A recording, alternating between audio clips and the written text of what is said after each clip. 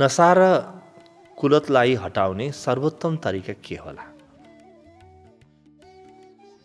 नशाको, कुलतको, दुर्व्यसनको, अमलको विषयमा हामीले धेरै पटक कुरा गरिसक्यौँ। तपाईको आफ्नो जीवनका अनुभवहरू पनि होलान्।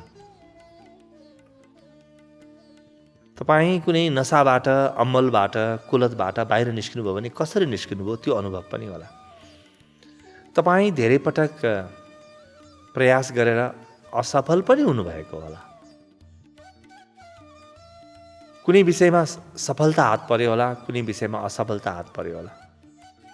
तर आउनुहोस्, आज हामी नशा, कुलत इत्यादिबाट मुक्ति पाउने सर्वोत्तम उपायको चर्चा गरौँ, रामबाणको चर्चा गरौँ, ब्रह्मास्त्रको चर्चा गरौँ। र यसका लागि तपाईँ तयार हुनुपर्छ। किन? सोच्ने ढङ्ग परिवर्तन नगरिकन आदत परिवर्तन हुँदैन। पुरानै जीवन, पुरानै मान्छे, पुरानै ढङ्ग अनि आदत चाहिँ नयाँ यस्तो हुन सक्दैन। कुलत होस्, नशा होस्, अम्मल होस्, जेसुकै होस्, त्यसले तपाईँबाट नयाँ कुराको अपेक्षा गर्छ। आजसम्म त्यससँग बाँच्नु भएको थियो नि, अब त्यसलाई अलग गरेर तपाईँ एक्लै बाध्य हुनुहुन्छ भने तपाईँमा केही न केही फरक आउनुपर्छ। त्यो फरक के हो? आज हामी के गर्छौँ, जस्तो कुनै काउन्सिलरकामा कोही नशाले आपत परेको व्यक्ति, नशाको बानी छुटाउन चाहने व्यक्ति गएर मद्दत लिन्छ काउन्सिलरसँग। कुनै डाक्टर कहाँ जाला, कुनै पुनर्स्थापना केन्द्रहरू जालान् व्यक्तिहरू, वा प्रतिज्ञा गर्लान्, भाकल गर्लान्। यसमा एउटा समस्या छ, धेरै ठुलो समस्या छ। समस्या के हो भने म रोगी छु, म नशायुक्त छु, म अम्मली छु, म यो समस्याबाट ग्रसित छु भन्ने मनस्थितिका साथ तपाईँ इलाजका लागि जानुहुन्छ। तपाईँ जब इलाज गराउनुहुन्छ त्यतिखेर पनि तपाईँको भित्री मनले के भनिरहेको हुन्छ? म नशा गर्ने व्यक्ति हुँ, म अम्मली हुँ, म पदार्थहरू दुरुपयोग गर्ने व्यक्ति हुँ, म सब्स्ट्यान्स अब्युज गर्ने व्यक्ति हुँ, तपाईँको मनले भनिरहेको छ। जबसम्म तपाईँको मनले त्यो कुरालाई स्वीकार गर्छ, तबसम्म भौतिक जीवनमा तपाईँ त्यसबाट अलग हुन सक्नुहुन्न। तपाईले बिल्कुल नयाँ प्रकारको सोच बनाउनुपर्छ। परम जीवनको तन्त्रले यही नै भन्छ। कस्तो सोच बनाउनुपर्छ? तपाईभित्र, आफूभित्र म नशामा डुबेको छु, म लागु पदार्थ सेवन गर्छु वा म अमल गर्छु भन्ने भावसँग, धारणासँग एकाकार नगर्नुहोस्। तपाईँ म सबै नशाहरूबाट मुक्त भएँ, कुलतबाट मुक्त भएँ, मेरो मन एकदमै स्वस्थ छ, मेरो शरीर स्वस्थ छ भन्ने धारणासँग एकाकार गर्नुहोस्। तपाईँको मनलाई गलत धारणा नदिनुहोस्। तपाईँ म नशा गर्ने मान्छे हुँ भन्ने अनि डाक्टरले, चिकित्सकले तपाईँको इलाज गरिराख्ने, त्यो इलाजले तपाईँको मनलाई छुँदैन। र जबसम्म तपाईँको मनमा म नशा गर्ने व्यक्ति हुँ भन्ने छ, तबसम्म आज तपाईँलाई ठिक भए पनि भोलि फेरि रिल्याप्स हुनेछ, भोलि फेरि फर्किनेछ त्यो समस्या। त्यही भएर कसैले मद्यपान छोडेको हुन्छ, कसैले धुम्रपान छोड्छ, कसैले तमाखु इत्यादि छोड्छन्, कसैले पदार्थ दुरुपयोगहरू छोड्छन्। तर फेरि हप्ता, 2 हप्ता, महिना, 2 महिनापछि फेरि फर्केर आउँछ।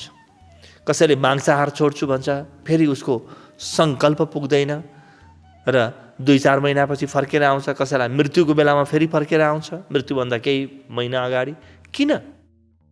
तपाईँको मनभित्र म नशा गर्ने व्यक्ति हुँ, म कुलतमा फँसेको व्यक्ति हुँ भन्ने भावले डेरा हालेको छ त बार बार तपाईँलाई नशामा जान प्रेरित गरिहाल्छ नि। तपाईँको पुरै शरीरले माग्छ। त्यसकारणले गलत कुरासँग एकाकार कहिल्यै पनि गर्नु हुँदैन। तपाईँको शरीरले नसा गरिरहेको छ। आज तपाईँ मद्यपान गर्नुहुन्छ, मद्यपान केले शरीरले गर्छ नि।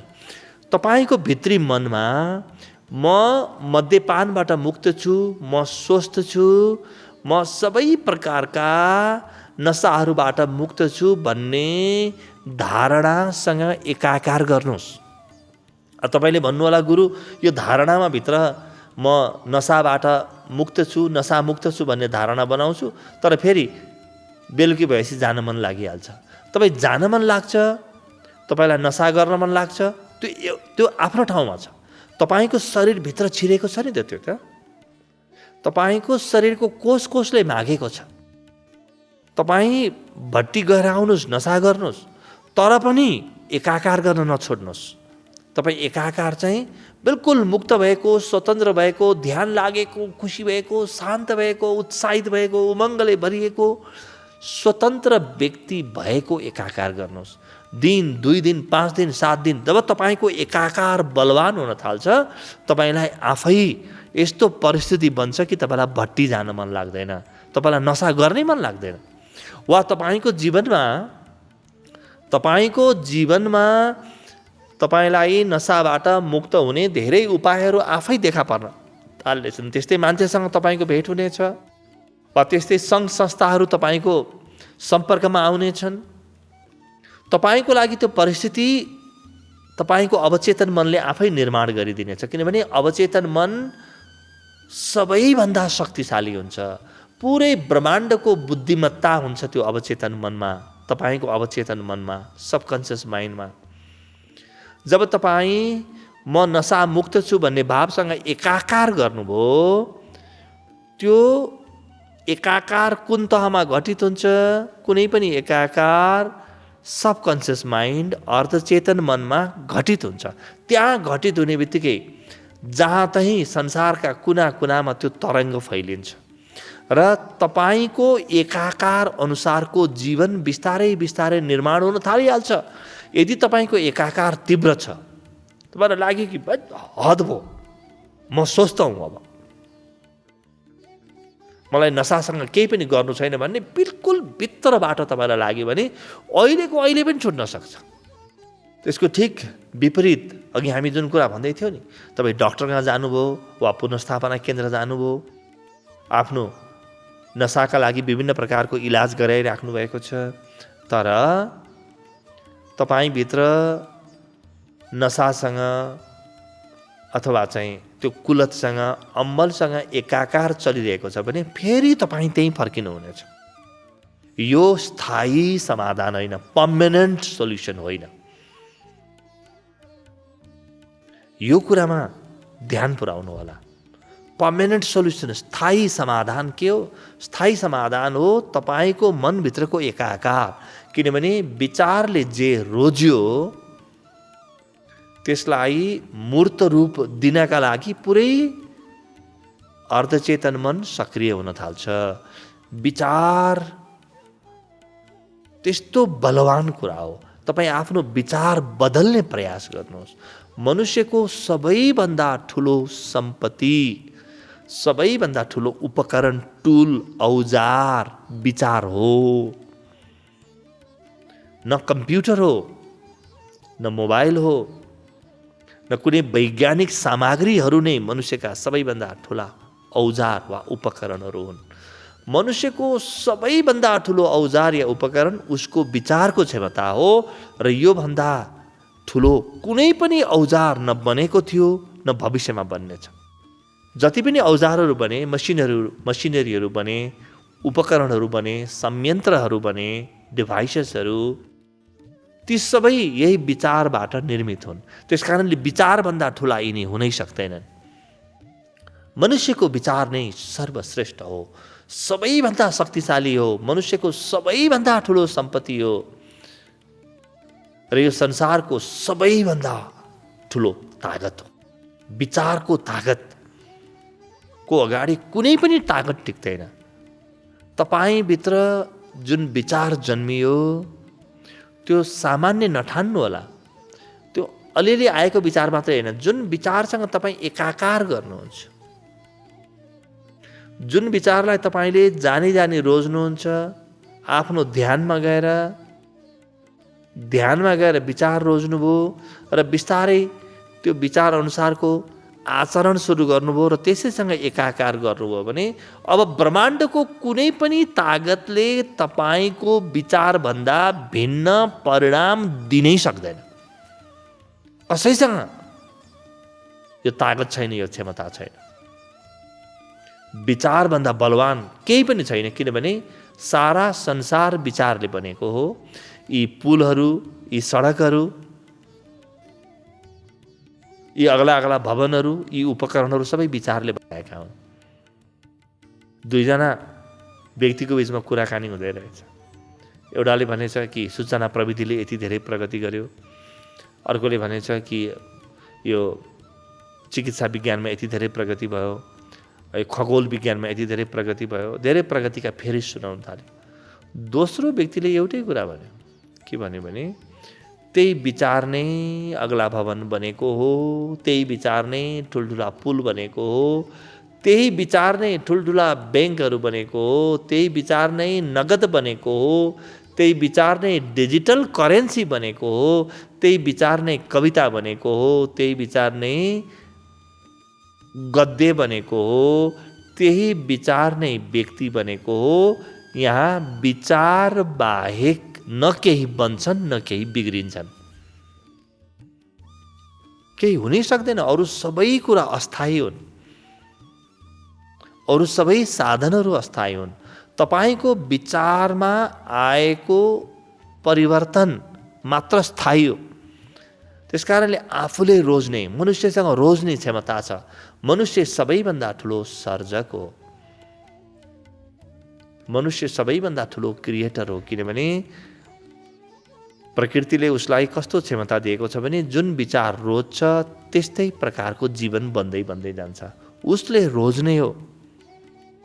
जसरी हामी रेस्टुरेन्टमा गएर मेनु हेरेर भोजन रोज्छौँ, त्यस्तै गरी आफ्ना विचारहरू हेरेर कुन विचार रोज्ने हो त्यही विचार रोज्ने र जीवनलाई निर्मित हुन दिने हो। व्यक्तिले न काम गर्छ, व्यक्ति न हिँड्छ, न खान्छ, न पिउँछ, व्यक्ति मात्र विचार गर्छ। भोकको विचार आयो भने खाना पनि खान थाल्छ। धनको विचार आयो भने धन कमाउनु पनि जान्छ। त्यो भोजन गर्न केले प्रेरित गर्यो? विचारले। धन कमाउन केले प्रेरित गर्यो? विचारले। विवाहको विचार आयो, विवाह पनि गर्छ। विवाहको पछाडि पनि के छिर्यो? विचार छिर्यो। सफलताको पछाडि पनि विचार, असफलताको पछाडि पनि विचार, जताततै विचारै विचार। त्यसकारणले यदि लागु पदार्थ नसाहरूबाट दिगो समाधान चाहनुहुन्छ भने आफ्नो विचारको क्षमतामा काम गर्नुहोस्। यदि तपाईँ सिधै म नसा मुक्त छु भन्ने भावसँग एकाकार गर्न सक्नुहुन्न भने ऊर्जा ध्यान गर्नुहोस्। ऊर्जा ध्यानले तपाईँलाई बलवान बनाउनेछ। ऊर्जा ध्यानको काम नै तपाईँलाई बल दिने हो, पुरानो कुरा तोडिदिने र तपाईँ जे गर्न चाहनुहुन्छ त्यसमा बल दिने हो।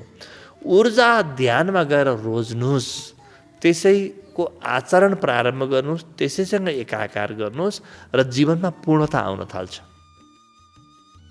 अब जब तपाईँ यो सूत्र प्रयोग गरेर नसाबाट मुक्त हुन सक्नुहुन्छ भने यही सूत्र प्रयोग गरेर तपाईँ ठुल्ठुला उद्योग पनि खोल्न सक्नुहुन्छ।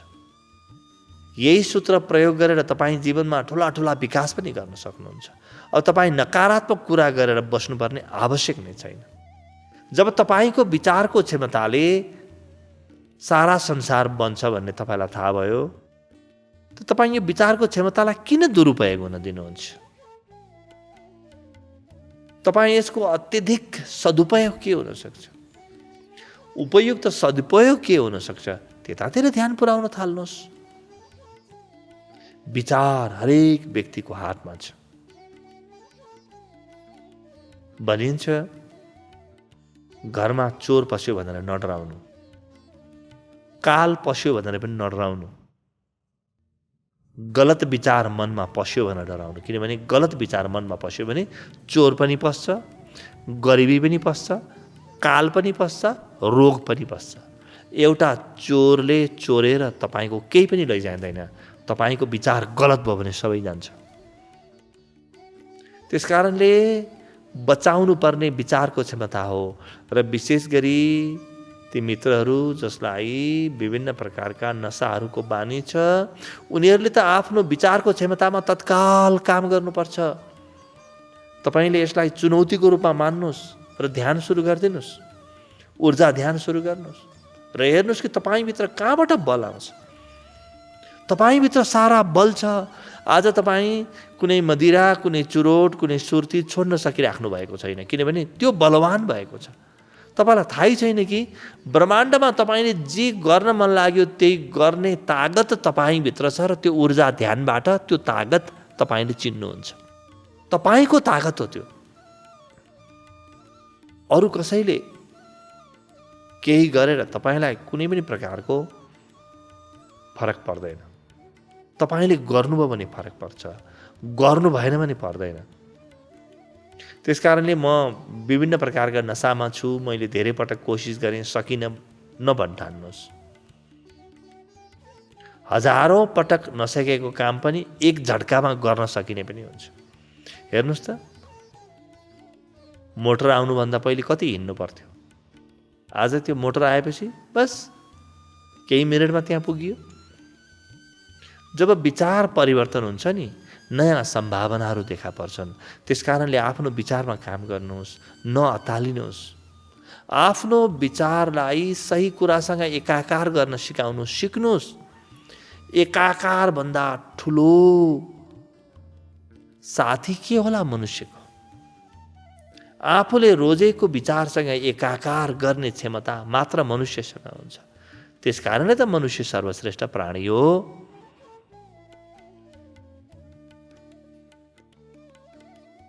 नशाको, कुलतको होइन,